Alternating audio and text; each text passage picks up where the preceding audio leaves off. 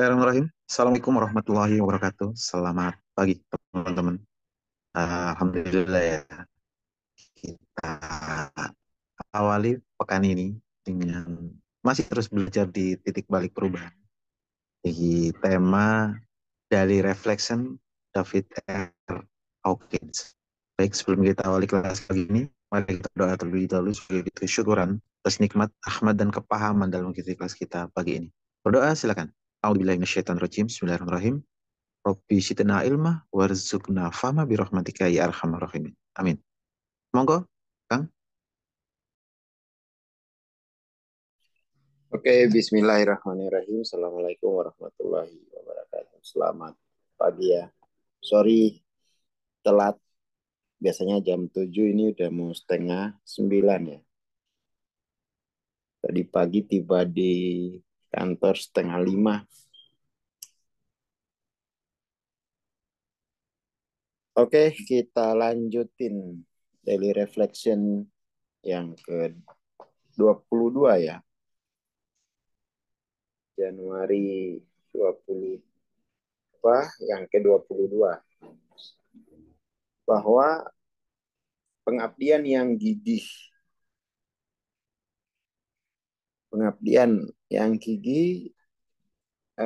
terhadap kebenaran spiritual dan cinta itu adalah pengabdian ya. Pengabdian itu gini, megang asas. Jadi punya integritas terhadap asas kebenaran ya. Punya integritas terhadap asas ilallah serta cinta.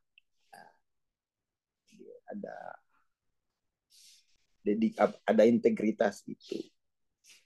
Itu kemudian memungkinkan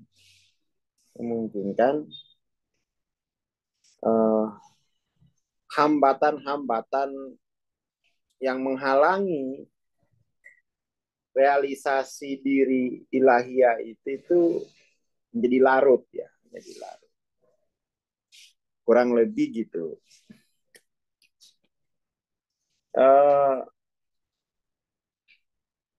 Cuma kan gini, persoalannya itu kan seperti kemarin ya, cerita kelas di Jakarta gitu. Diri ini kan sudah terlanjur gitu, pada mulanya proses pengkarakterisasian dirinya itu kan dia di dunia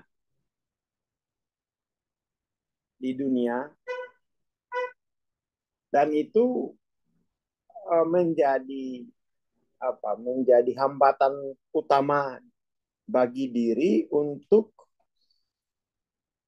merealisasikan keilahiannya gitu kira-kira. Merealisasikan keilahiannya. Lalu sebenarnya itu kan diri itu kalau sudah mengkarakterisasi dirinya pada dunia, dia nggak ada harapan lagi sebenarnya untuk balik secara progresif itu. Ya dia nggak bisa lagi balik. Cuman kan rahmat Tuhan itu selalu ada. Kasih sayang Tuhan itu selalu ada, lalu kemudian tuh muncul titik balik. Jadi arah individuasinya itu sudah salah.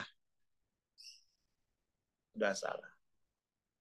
Jadi pada diri santri itu kira-kira pada diri santri itu sudah dikuasai oleh kesalahan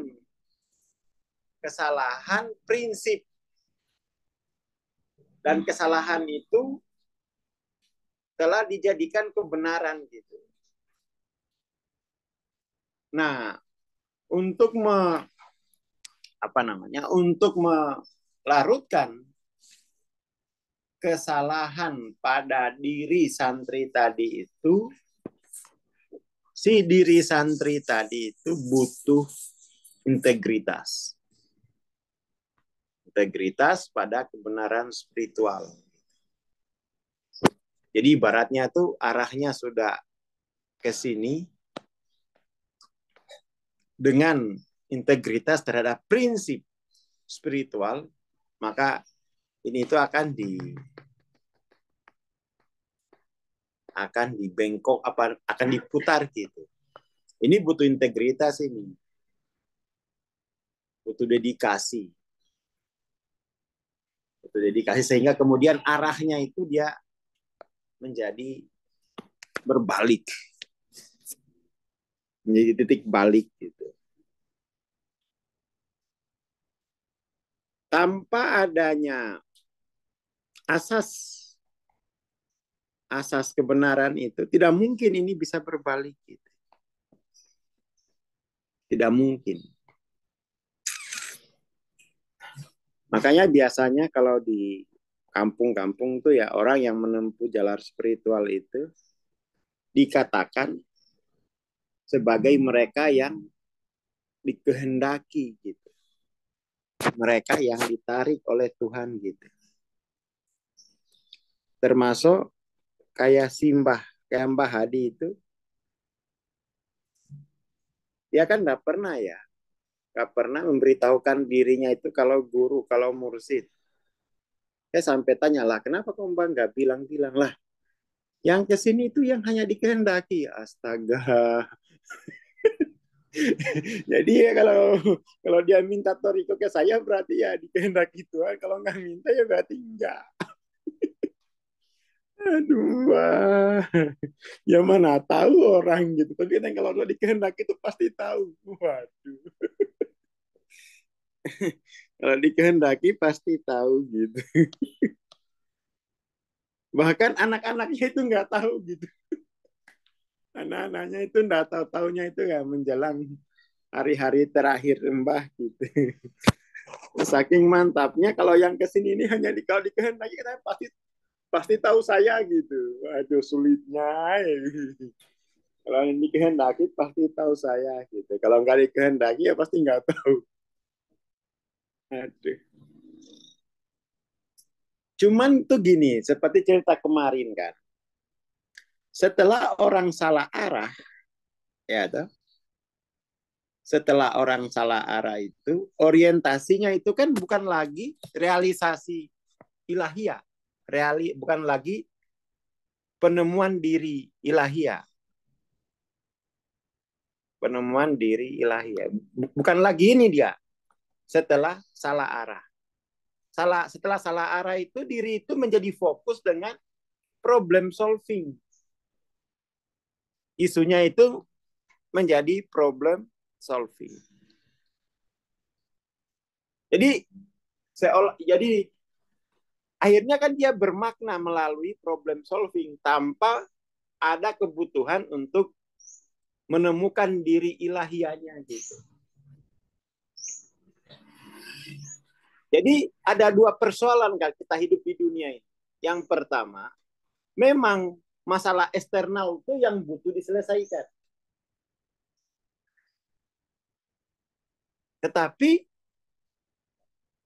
yang paling dalam adalah individuasi diri ini harus diselesaikan juga.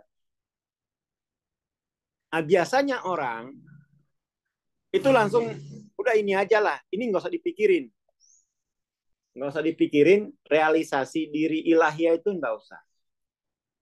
Karena mikirnya gini, mikirnya itu setelah kamu realisasi diri ilahiyah terus apa? Ya saya peragaan. Nah, problem solving juga kan katanya. Iya betul, tetapi motif problem solvingnya berbeda. Yang satu peragaan kemuliaan Tuhan, yang satu hanya untuk meringankan beban manusia. Ya sama-sama bagus kalau dilihat hasilnya. Tapi yang berbeda motifnya. Yang berbeda motifnya. Yang satu untuk peragaan kemuliaan Tuhan, yang satu biar manusia ini masalahnya sedikit. Hanya itu aja. Tapi itu perbedaan pada level motif. Itu kalau ditimbang jauh. Seperti itu. Selisihnya jauh. Walaupun mungkin kalau dilihat hasilnya sama. Makanya kemudian memang harus dipaksa bahwa ya kamu harus tempuh dulu jalur pendasaran diri. Jangan habiskan waktumu, hidupmu di dunia hanya untuk ngurusin problem solving. Karena problem solving itu tidak akan pernah tuntas. Apa yang kemarin dibilang tuntas, hari ini lebih banyak lagi. Ya itulah sifat dunia. Sifat dunia itu penuh kekurangan, penuh ketidaklengkapan. Jadi ini harus di apa? Ya kita paksa kamu itu harus punya wacana pendasaran aku. Bahwa ini itu adalah proyek paling utama. Karena setelah realisasi keilahian itu, realisasi diri dari S kecil ke S besar gitu kan. Kemudian tuh kamu hidup di dunia itu tentu lebih punya vitalitas untuk membangun dunia baru gitu. Tidak hanya sekedar problem solving, tapi create new world gitu. Nah ini yang repot itu. Berguru itu biasanya karena punya masalah. Saya dulu masih ingat tahun-tahun 2000, saya masih ingat itu. Tahun 2000 berapa ya? 2014. 2014 ya waktu itu saya ngajar di kelompok Toriko. Ngajar penyembuhan di kelompok Toriko di TKN. Ya kebetulan saya juga Bayat Toriko di TKN yang di Jakarta, di Rawamangun. Ya dulu ya di situ Bayat Toriko, lalu ya dibikinkan grup. Semua orang datang itu saya lihat untuk problem solving. Tidak dalam rangka untuk menemukan diri ilahiyah mereka. Padahal kalau ketemu diri ilahiyah itu, udah. Ketemu diri ilahiyah itu ya, dia bisa melakukan apa saja. Dia bisa membuat dunia baru. Maka kemudian tuh, masa depan dunia itu ada pada diri ilahiyahmu. Gitu. Masa depan kemanusiaan tuh ada pada diri ilahiyah. Kalau diandalkan pada diri rasional, kan problem solving itu kan rasional. Ya bagus, kekuatannya itu bagus. Tetapi itu kemampuan untuk menciptakan dunia itu selain terbatas, juga lambat. Juga lambat. Juga lambat. Jadi fokus dulu. Ya. Fokus untuk realisasi diri ilahiyah. Fokus, fokus. Cuman itu ya harus butuh dedikasi lah ya. Bahwa saya harus pokoknya kalau bisa tahun ini saya harus selesai ini. Saya sudah bisa mengetahui diri ilahi aku gitu. Kayak apa sih itu? Nah, ketemu diri ilahi ya, problem solving sudah include. Kemarin waktu di Jakarta ya sebelum pulang tuh ngobrol-ngobrol dulu sama Pak Heri gitu. Ngobrol-ngobrol kan ya sakit beliaunya kan mau naik apa itu mau naik operasi lagi. Ya, saya hanya bilang lah kalau sama dokter saja itu kita mantap, kenapa sama diri ilahiyah kita tidak mantap gitu? Bangkit orangnya, wah lupa aku astaga katanya, wah udah saya mau kumpul. Kenapa kalau sama dokter saja kita mantap, itu padahal ya diri ilahiyah nature 400. Kenapa nggak hidupkan diri ilahiyah yang nature 800, 700? Itu kan sama bekerjanya gitu loh. Sama bekerjanya. Akhirnya orangnya udah saya mau balik dulu, saya mau balik ke saya langsung mau masuk lampu kayaknya ini.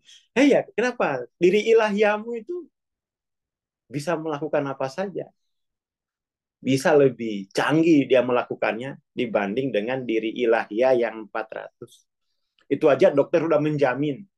Karena diri ilahiyahnya kan 400 kan. Nih saya udah begini nanti, prosedurnya begini, nanti paling cuma 3 jam. Secanggih itu diri ilahiyah yang 400. Kenapa dimensi tinggi kok nggak diandalin gitu. Langsung orangnya bangkit. Nggak aku lupa aja ini. awalnya awalnya merasa tidak berdaya, ceritain soal diri ilahiyahnya. Aku dulu dilatih guruku kok. Iya ya langsung langsung bangkit, enggak aku mau duduk. Iya ngapain? Nggak dimanfaatkan gitu. Saya kira itu ya teman-teman. Jadi usahakan tuh pokoknya tahun ini saya hatam nih soal diri ilahiyah ini. Nah kalau mau hatam tuh jangan lupa buku pendasaran akunya itu kamu bisa nggak paham itu gitu.